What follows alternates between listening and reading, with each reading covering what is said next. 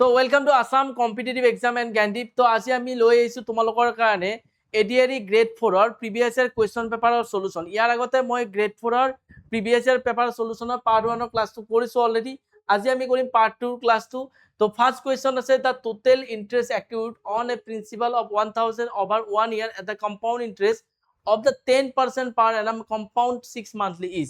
অর্থাৎ এই কুৱেশ্যনটোত কৈছে যে 1000 পইচা আছে অৰ্থাৎ 1000 টাকা মূলধনত বছৰি 10% চক্ৰবৃদ্ধি সুতত 6 মাহৰ অন্তৰে অন্তৰে যদি সুদ লোৱা হয় এক বছৰত মুঠ সুতৰ পৰিমাণ কিমান হ'ব? ঠিক আছে, মুঠ সুতৰ পৰিমাণ কিমান হ'ব? এতিয়া কোৱেশ্চনটো যদি আমি চাওঁ, এইটো হৈছে আমাৰ কি সুদ হয়? এইটো হৈছে চক্ৰবৃদ্ধি সুদ। এতিয়া চক্ৰবৃদ্ধি সুতৰ ক্ষেত্ৰত আমি জানিব লাগে কি যে একচুয়ালি আমাৰ দুই ধৰণৰ সুদ আছে, এটা সিম্পল ইন্টাৰেস্ট, এটা কম্পাউন্ড ইন্টাৰেস্ট, অৰ্থাৎ মিশ্ৰ সুদ আৰু এটা সৰল সুদ। সৰল সুদ মাত্ৰ মূলধনৰ ওপৰতে লোৱা হয় আৰু মিশ্ৰ সুদ কি কৰা হয়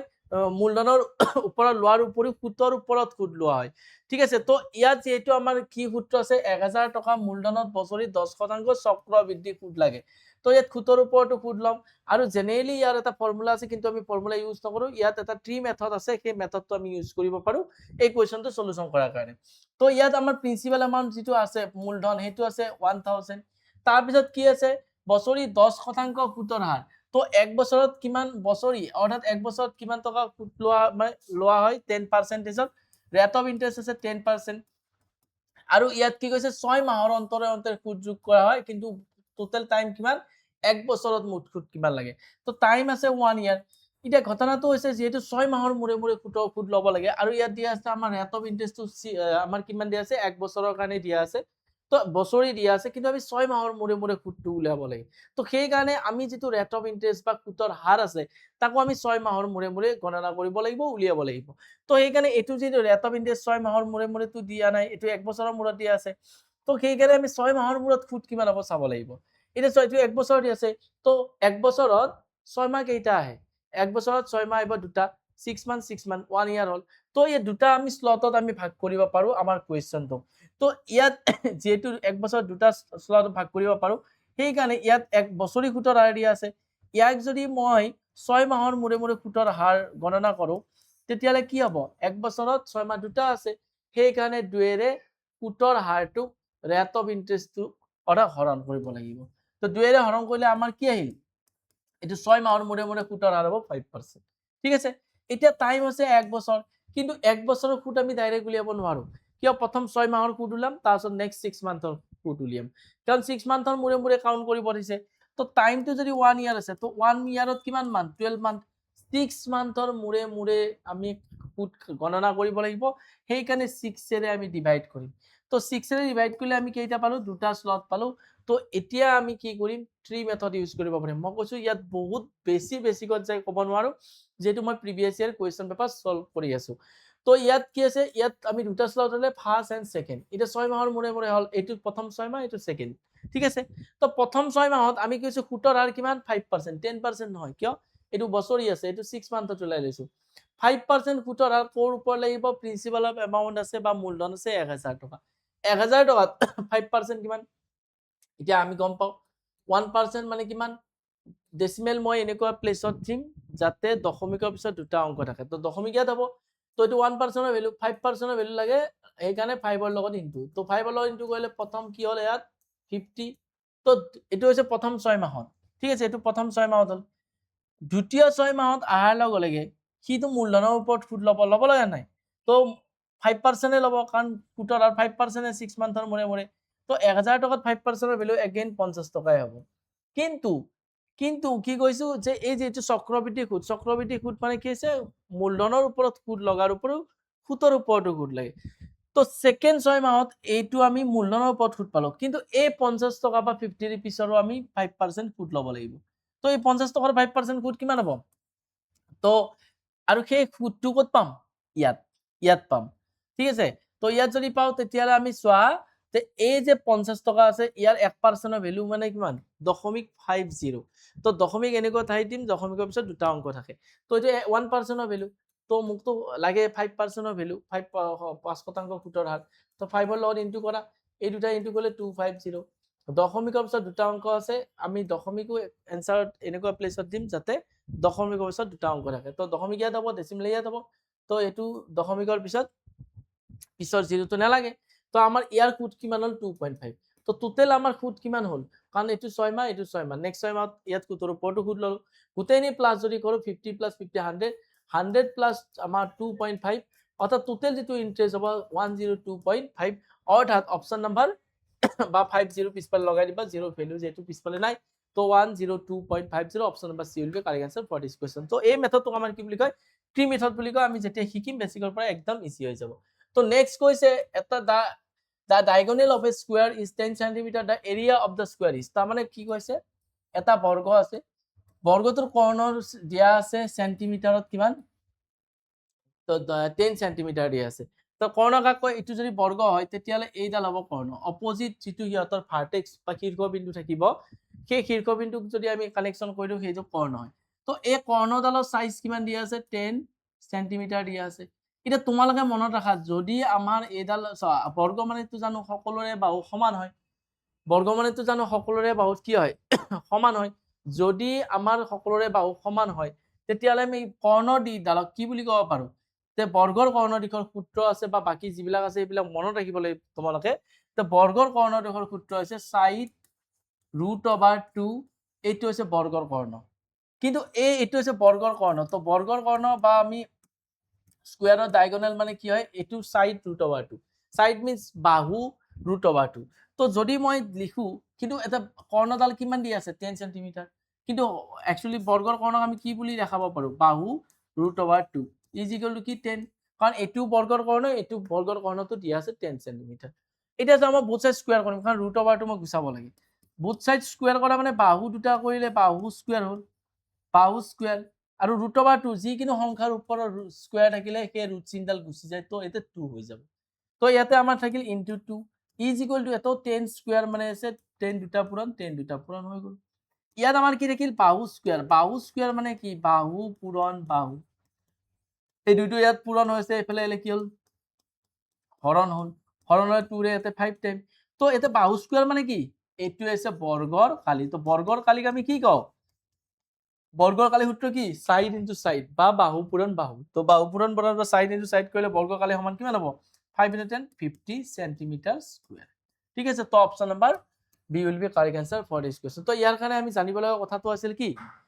বৰ্গৰ কৰ্ণৰ দিশ কিৰে এক্সপ্ৰেছ কৰা হয় সাইড √/2 আৰু ইয়াক আমি যেটো কৰ্ণ দিয়া আছে সেইটোৰ পৰা লগত কম্পেয়াৰ কৰি ডাইৰেক্ট সাইড স্কয়াৰ পাইছো ইয়াত কোৱেশ্চনটো কৈছে বৰ্গৰ ক্ষেত্ৰফল কিমান ক্ষেত্ৰফল বা বৰ্গৰ কালি কিমান তো এটা যেহেতু বাহু পূৰণ বাহু ডাইৰেক্ট পাইছো তো ইয়াৰ ক্ষেত্ৰফল 50 সেন্টিমিটাৰ স্কয়াৰ হ'ব তো এতে নেক্সট কোৱেশ্চন আছে the sum of any two integer is মানে যিকিনো দুটা অখণ্ড সংখ্যাৰ যোগফলক কি আমি কিৰে এক্সপ্ৰেছ কৰিব পাৰো ইয়াত কি হ'ব পাৰে দুটা যিকিনো অখণ্ড সংখ্যা যোগ কৰিলে অখণ্ড সংখ্যা মানে কি অৰ্থাৎ আমাৰ আছে অখণ্ড সংখ্যা মানে কি ধনাত্মক স্বাভাৱিক সংখ্যা ঋণাত্মক স্বাভাৱিক সংখ্যা শূন্যৰ লগত একেলগে কি বুলি কোৱা হয় আমাৰ অখণ্ড সংখ্যা বুলি কয় তো অখণ্ড সংখ্যা আমি যদি গ্ৰাফটো ড্ৰ কৰো আমাৰ এনেকুৱা আছিল ন তো এটো যে মাজত জিৰো থাকে এফালে পজিটিভ আমাৰ থাকিব যিবিলাক নেচাৰেল নাম্বাৰ আছে মানে স্বাভাৱিক সংখ্যা থাকিব নেগেটিভ নেচাৰেল নাম্বাৰ থাকিব অৰ্থাৎ এইবিলাক হৈছে নেগেটিভ নেচাৰেল নাম্বাৰ তো শূন্যৰ লগত ধনাত্মক এইফালে আছে ঋণাত্মক এইফালে আছে গোটেই বিলাকক একেলগে কি বুলি কয় অখণ্ড সংখ্যা বুলি কোৱা হয় তো এই যিবিলাক আমাৰ অখণ্ড সংখ্যা আছে দেখা পাইছা তোমালোকে এইবিলাক অখণ্ড সংখ্যা ইয়াত কৈছে যিকিনো দুটা অখণ্ড সংখ্যা the sum of any two integer number তো ইন্টিজাৰ নাম্বাৰ বা অখণ্ড সংখ্যা গোটা সংখ্যা হয় ঠিক আছে স্বাভাৱিক সংখ্যাটো 1 ৰ পৰা ষ্টাৰ্ট হয় তাৰ আগত যদি মাইনাস বিলাক দিও তেতিয়ালৈকে অখণ্ড সংখ্যা হৈ গ'ল আৰু লগতে জিৰোটো অখণ্ড সংখ্যাত পৰে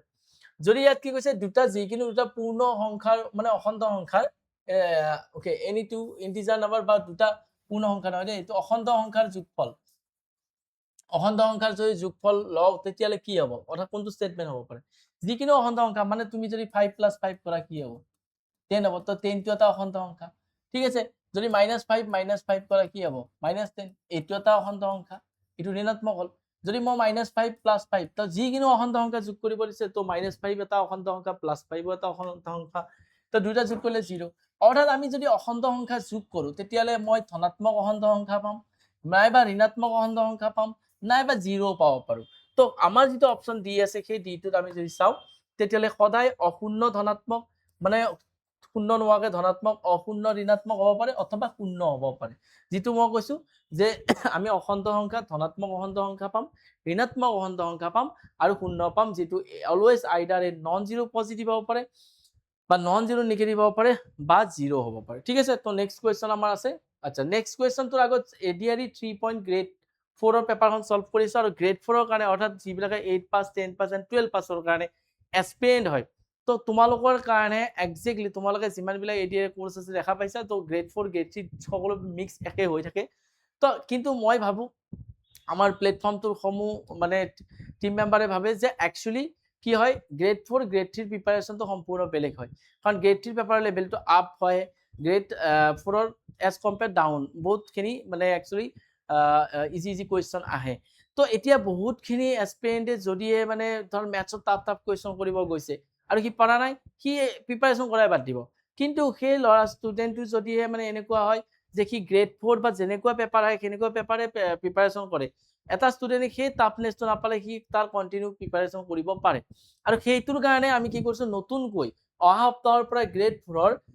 এডিআৰই গ্ৰেড 4 নতুনকৈ কোৰ্চ লঞ্চ কৰা হ'ব যাৰ প্ৰাইচটো আমি মাত্ৰ ৰাখিছোঁ 799 কিন্তু এইটো এটা লিমিটেড টাইম অফাৰৰ কাৰণে হয়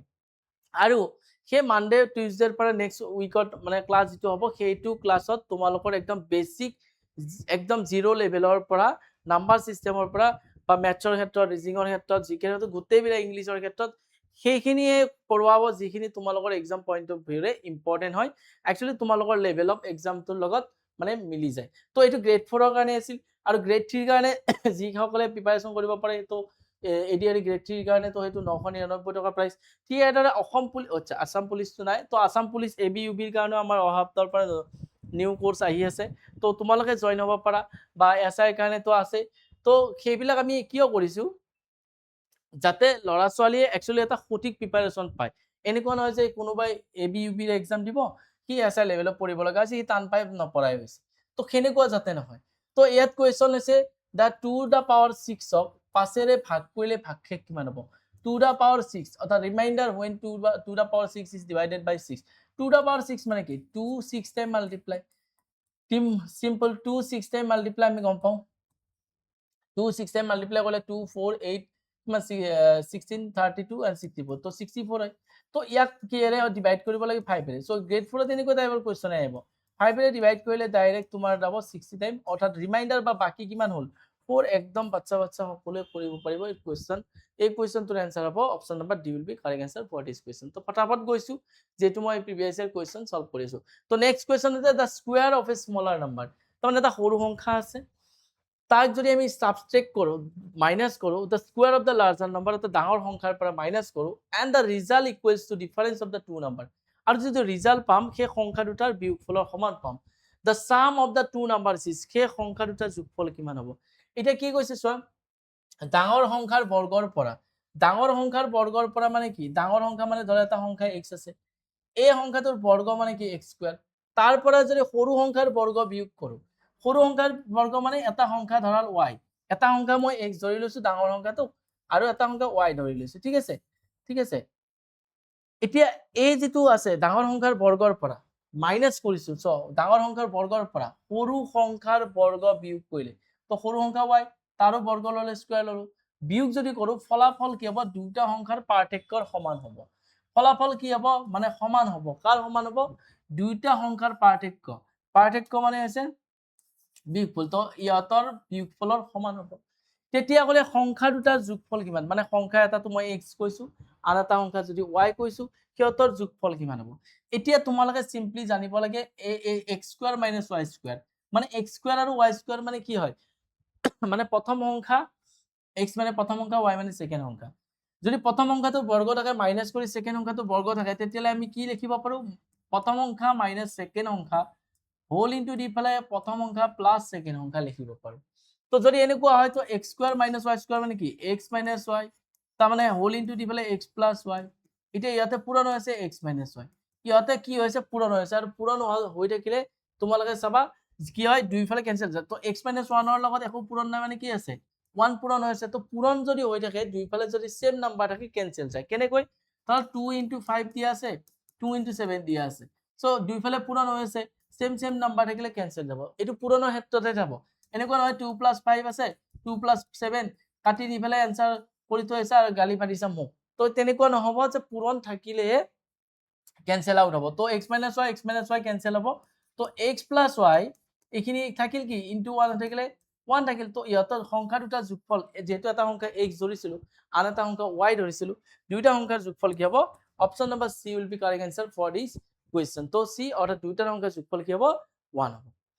তো নেক্সট কোৱেশ্চন আছে the sum of the odd numbers তো ইয়াত কিছুমান অযুগ্ম সংখ্যা আছে এটা 1 3 5 up to 15 টাৰ্ম তো up to 15 টাৰ্ম মানে 15তম পদত মানে এনেকৈ ইয়াতে 15টা পদ আছে 1 + 3 + 7 + ... তো up to মানে ইয়াত লাষ্টত যেটো পদ হ'ব 1 2 3 4 5 6 7 8 9 একে up to আমাৰ 15 টাৰ্মলৈ পাম মানে 15টা পদ আছে তেতিয়ালে ইয়াতৰ যোগফল কিমান তো তোমালোকে মনত কৰিবা অযুগ্ম সংখ্যাৰ যোগফল এটা ফৰ্মুলা আছে এটা 1 + 3 মানে এনেকুৱা আছে 1 + 3 + 5 + ... n n মানে কি যেই নম্বৰ পদ হয় বলে স্যাৰ এটো মানে n মানে এনেকুৱা নহয় যে ইয়াত অযুগ্ম সংখ্যাৰ যোগফলত লিখিছা 19 তো এটো 19 নম্বৰ পদ নহয় তো এটো 19 নম্বৰ পদ হ'ব নেকি নহয় কাৰণ 1 2 3 এনেকৈ যদি গম পাও তেতিয়ালে গম পাম তেতিয়া 9 নম্বৰ পদ হৈছে মানে টোটাল কেইটা পদ আছে 1 2 3 4 কেইটা টার্ম আছে সেইটোৱে কাউন্ট কৰিব লাগিব তো এটো লাষ্টত 19 হলে আমাৰ কি হ'ব 19 নম্বৰ পদ হ'ব নেকি নহয় তো যেই নম্বৰ পদ থাকে 1 2 3 4 যেই নম্বৰ পদ হয় সেইটো সংখ্যাৰ স্কয়াৰ কৰি দিব লাগে যেনে চোৱা মই এতে n লিখিছো এটা চোৱা তো ইয়াত এনেকৈ যেইমানটা পদ থাকে যেনে মই এটা সাপোজ লিখিছো 1 + 3 + 5 এইটা তোমালোকে কি কৰিবা বলে এটা 3 নম্বৰ পদ কেইটা পদ আছে 1 2 3 তিনটা পদ আছে এই অযুগ্ম সংখ্যা চোৱা দেখা পাইছা 1 3 5 একাধিক ক্ৰমে যদি অযুগ্ম সংখ্যাৰ যোগফল আমাক লাগে তেতিয়ালে তাৰে ফৰ্মুলা হৈছে n² n মানে হৈছে যেইটা পদ থাকে কেইটা পদ আছে 1 2 3 তিনটা পদ আছে 3² তো ইয়াতৰ গোটেইটা যোগফল 9 হৈছে বুঝা হৈছে ঠিক আছে সিম্পল তো ইয়াত কেতিয়া হ'ব এই ফৰ্মুলা কেতিয়া কামত আহিব যেতিয়া আমাৰ প্ৰথমটো একদম 1 ৰ পৰা ষ্টাৰ্ট হ'ব লাগিব আৰু অযুগ্ম সংখ্যা হ'ব লাগিব যেনে 1 নেক্সট আছে 3 নেক্সট আছে 5 নেক্সট আছে 7 তো এই দৰে আমাৰ এটাৰ পিছত এটা অযুগ্ম সংখ্যাই আহিব লাগিব সো ইয়াতো দুইটা হৰণ নোযোৱা সংখ্যা এটা পিছত এটা বল কোনবা এটা মাজতে ৰৈ গৈছে ফৰ্মুলা ইউজ কৰিম নহব তো যেটো তিনটা পদ আছে 3² আছে ইয়াত আমাক কৈছে এনেকা 15টা পদ আছে তো 15² হ'ব কাৰণ ইয়াতো এনেকৈ আছে দেখিছা 1 3 5 এনেকৈ একাধিক ক্ৰমে যাব তো 15² মানে কিমান হ'ব 2 2 5 অৰ্থাৎ ইয়াৰ কাৰণ 15² মানে 15 দুটা পূৰণ কৰিলে আমাৰ স্কয়াৰ নাম্বাৰ আমি জানো ইয়াৰ হয় 2 2 5 তো নেক্সট কোৱেশ্চন তো ইয়াৰ কোৱেশ্চন তোৰ आंसर আছিল